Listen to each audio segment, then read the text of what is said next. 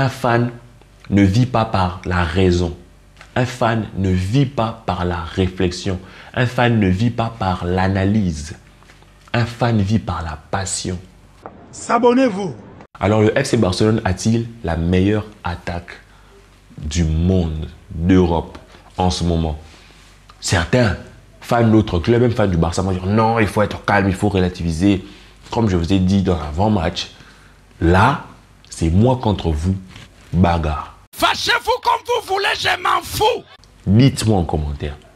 Dites-moi en commentaire, après le générique là, dites-moi en commentaire, c'est quelle équipe vous trouvez qui a une meilleure attaque que la nôtre?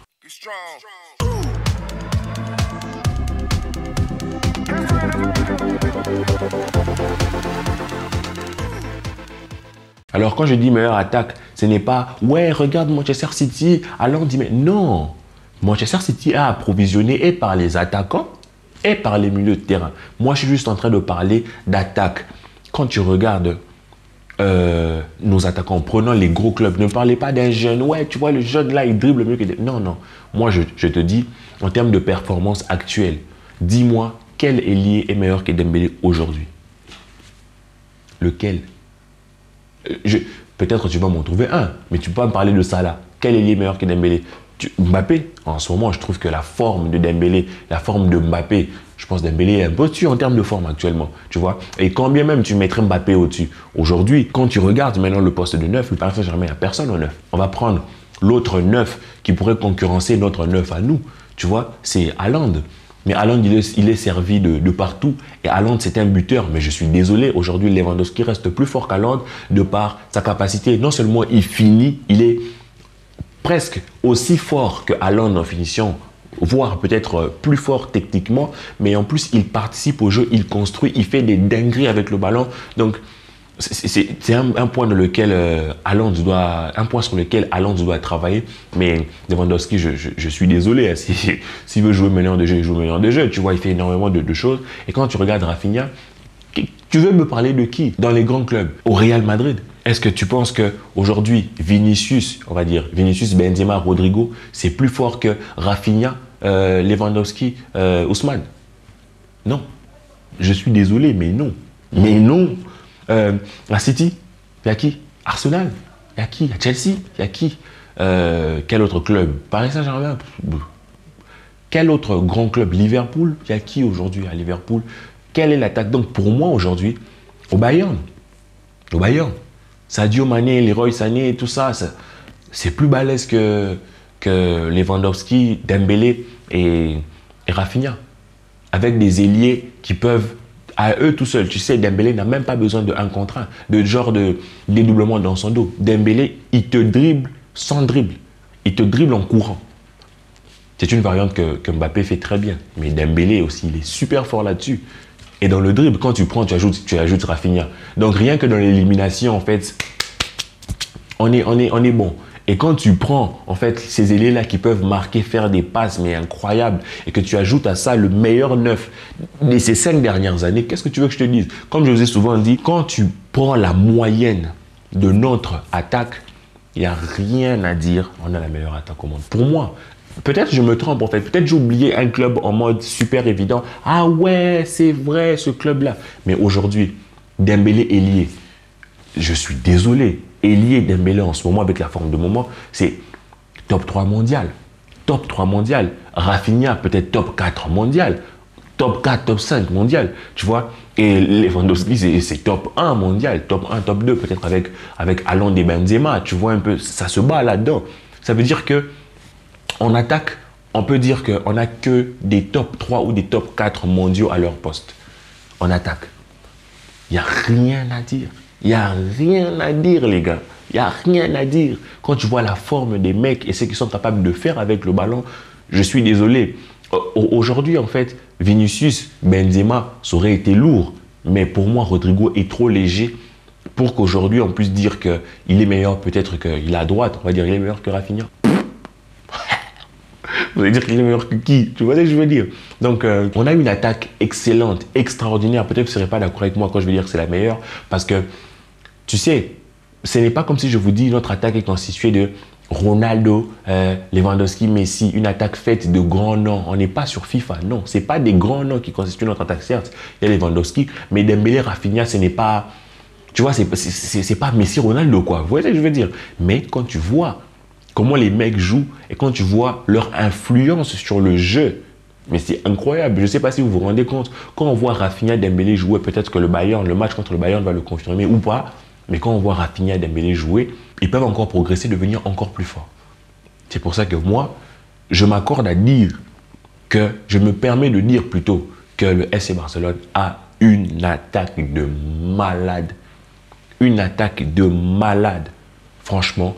Et quand je pense que dans quelques années, on aura l'un des meilleurs milieux au monde aussi, avec l'un des meilleurs défenseurs au monde, je me dis que le FC Barcelone pourrait peut-être avoir à chaque poste un top 5 mondial. À chaque poste pour avoir un top 5 mondial. Araujo a les qualités pour prétendre au top 5.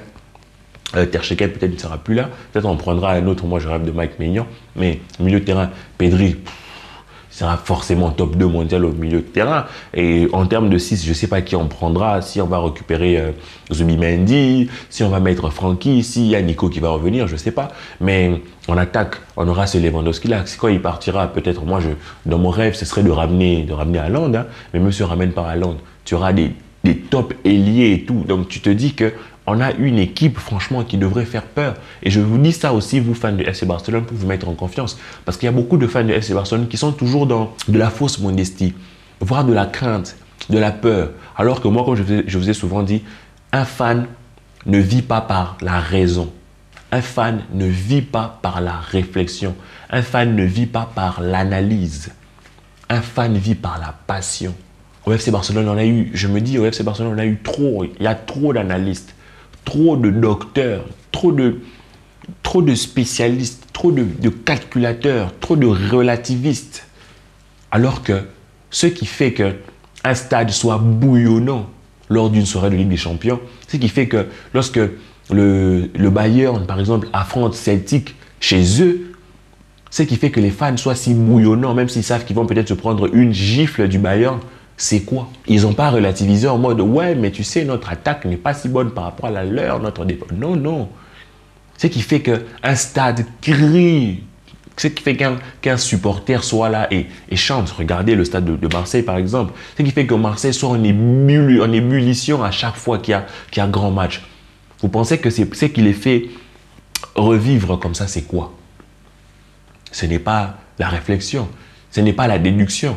Non. C'est la magie du foot. La magie du foot se trouve dans quoi? Dans la passion, dans la surprise, dans l'intuition, dans la création, dans l'émotion, dans la création, dans l'attente, dans l'espérance, dans la foi, dans l'imagination. Ça ne se trouve pas dans la logique et les calculs.